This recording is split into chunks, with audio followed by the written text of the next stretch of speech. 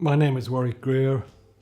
I'm an actor, writer, director, occasional producer over the years.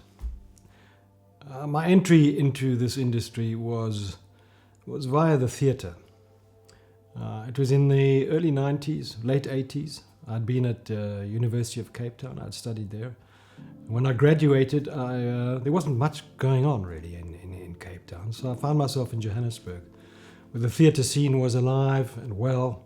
There was some television going along, and so I based myself there for a couple of years. And it was it was pre-1994. Up until about 93 I was there, and it was alive and well. Theatre was kicking, theatre was talking. And as the nationalist government, our previous regime, shut everything down, the only avenue open to speak about injustice was the theatre. And so it got a lot of energy and a lot of support, and it was a really vibrant time. And then 93, I went and studied with a master in Paris for 2 years, also theatre, different styles of theatre, from commedia dell'arte to buffon to clown to tragedy. So you could examine all these different types of theatre, and it was kind of movement-based theatre. And then from there, we created a company based in Barcelona. I was artistic director there for 3 years, and we just toured Europe. All over hundreds of festivals going on, over 300 festivals a year. So it was good. We had a company of 12 different nationalities, 7 different languages, or 12 people, 7 different nationalities, 7 different languages.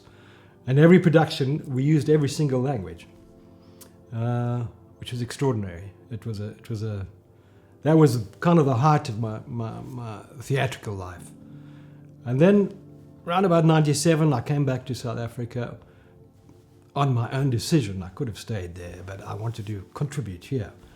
And so I started the Cape Town Theatre Laboratory, where we would develop scripts for the professional stage in an old fire station in Woodstock, which we had got from the city and converted into this venue, which still goes today. And during that time, I was freelancing as an actor, a lot of theatre, and slowly film started creeping in more and more as the industry grew here, as it was put on the international map. And so I started doing more and more film at the same time, and still carrying theatre. Up until about 10 years ago, I did my last piece of theatre I did, which was King Richard III, which is a show I'd always wanted to do. Very demanding character at Maynardville. And that was just, I haven't done a piece of theatre since then. It's all been film. So that is how I got involved. And that is my little journey. And, some projects are just fabulous. You learn a lot. There's a great cohesion on set, and everybody's kind of working towards the same thing collectively. And then some I've worked on which are disparate and kind of broken, normally the more high-end stuff, So I prefer the indie stuff, to be honest, because it has that energy, that collective energy. Everybody's kind of doing it because there's a love attached to it, and there's a commitment and a passion from the director right through everybody, because of the nature of the film. It's smaller, it's more contained, it's more focused. And then you really feel part of something as an actor, and that becomes important for me, because then I'm better in those scenarios. I find myself performing better. I find myself relaxing and trusting everybody around me. And the key, if I could give any advice to anybody working in film, is to have a very strong and direct relationship with your director. Because if you're working all the time through assistant director or whatever, you don't have a complete trust in between you and your director, and an honesty, a frank honesty, then you don't have the main line. You know what I mean? You have bits and pieces. And I've always felt well held when I've got a really good relationship with the director, and so I generally speak to only that person in terms of performance, and ignore almost everyone else when it comes to that. So that would be my strongest piece of advice. And secondly, be honest and be demanding of yourself, but also of your director and of the people around you. If you're not comfortable with something, anything from a costume to a makeup to the balance of a scene, the blocking of a scene, you need to communicate that. Because essentially, you've got to allow yourself to be part of the team, part of the decision making, because that frees you up and makes you part of it, as opposed to just a prop that somebody's moving around, which liberates you as an actor, which gives you ownership. And that's really important to establish those kind of relationships. And if you feel strongly about something, don't back down, defend it, argue for it, and you'll probably find a very happy compromise if you do stuff like that. Otherwise, just enjoy it. It's a gift. It's a wonderful gift. And it's hard to watch yourself, I remember the first few things I did watching myself, I would cringe. I'd go like, oh my God, And then I'd get some good feedback from other people, because I would see everything that was wrong, obviously, that I thought was wrong. It's like looking in a mirror too closely as an adolescent, everything's wrong, But as you go, you get to trust yourself more and more and more. And as I say, you need to be able to trust your director. You need an open line of communication. I've worked with some directors that are just standoffish and they're over there behind the monitor and you never really actually see them. You just hear this voice every now and again. Which is fine in a way. But as I say, it's nice to have a family feeling on set, because I think it works for everybody, right from the runner right up to the director. Everybody's like on the same wavelength. Sometimes I must say there's one, if I had to be critical of anything in terms of South African movie making, it would be the AD department, I think, because I think a lot of them come from commercials and it's a very different world. And they basically see actors and the artists as moving props, and you can feel there's no. I worked in the States. I made a movie in South Carolina some years ago, and it was extraordinary. The first AD's first responsibility is the cast and the crew. And then it's timing. It's getting that thing done on time and all that kind of stuff, and just making sure everything happens as it should. But if there's any query or any problem with any actor, that first AD will take care of you. This just doesn't happen in this country. I find it quite awkward that, in terms of the way our film industry is structured, it seems to be like they couldn't care less about the artists.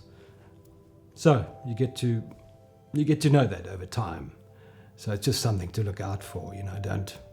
Don't necessarily think that department has your back in South Africa. I think building a character, there's various ways to do it. My method of approach is really from inward out. So I always start with the psychology of the character. I always start with who he is. How does he get angry? What motivates him? What his likes and his dislikes are, and try and get into the psychology of that person. And once you start grabbing it, very different from you. You might get angry in a certain way as a person, as Warrick, and then your character, you got to find how he would express his anger if there's an angry scene, for example. It might not be your way at all, and it probably isn't. If it's a character with some depth and everything. A lot of people just play off themselves, which is fine, but it's that's just, over time it's repetitive. I like to find who this person is and rearrange myself to become that person. So there's a little bit of method in it from that point of view. I like the transformation. I did a series a while ago where he was a German guy, and I got so into my German accent that's how I spoke on set. And The foreign actors that had come over there all thought I was German. It was fabulous. And then all of a sudden I started speaking in a relaxed time in my own accent, and they were like, "What the fuck?" And it really helps because if you're in that place as an actor and you sustain that place, when your scene comes up, you're already there. It's just a flow, You're already good. So I find myself shifting and carrying that character a lot, even outside of the scenes we do. It doesn't just drop for me. I try and keep it for the whole day, at least. And then it just gets deeper and deeper and deeper, and you get to know him better. You can feel. As an actor, you get to know this person better and better the more you sustain that. And the more natural it becomes then, the easier it becomes for you. You're not putting on something, you're becoming something.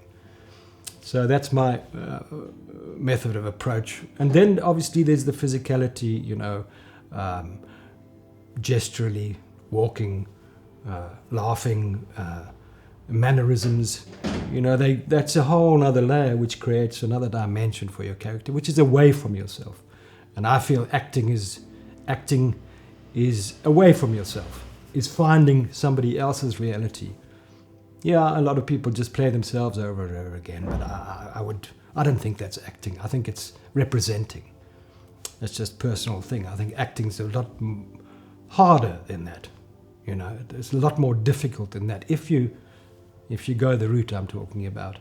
And I would suggest to every actor to go that route, because it's as much as it sometimes can be very difficult, it's also extremely liberating and transformative for yourself, because ultimately you walk away psychologically yourself from that experience having learned something about somebody else that you've played that is not you. And that should expand your consciousness, really. It should, as you go into life, and expand your idea of understanding and make you more humble, and less self-promotional in a way. I don't know. That's just, I think in terms of acting, how it should affect you and what you should take away with it. You should have a deeper understanding of humanity. The more characters you play, by the difference between all of them.